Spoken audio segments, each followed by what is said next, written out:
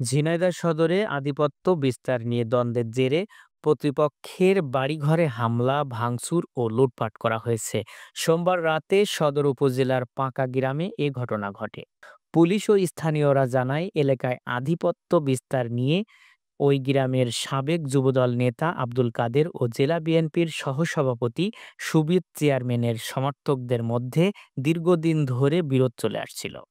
সোমবার দুপুরে আব্দুল কাদেরের বাড়ি স্থানীয় বিএনপি নেতা তৌফিকুর রহমান, শফিকুল ইসলাম ও ইদ্রিস আলীর দাওয়াত খেতে সন্ধ্যায় ঘোরশাল বাজারে সুবিদ চেয়ারম্যানের লোকজন তাদের উপর চড়াও হয়।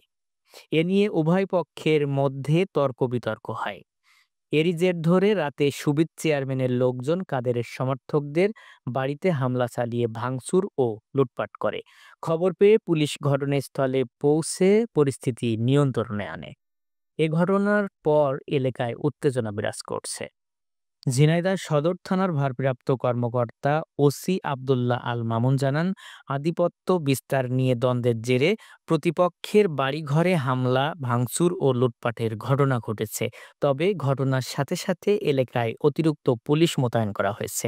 বর্তমানে পরিস্থিতি পুলিশের নিয়ন্ত্রণে আছে। তবে এ ঘটনায় থানায় এখনো কেউ অভিযোগ দেয়নি। দিলে আইনানুগ ব্যবস্থা গ্রহণ করা হবে।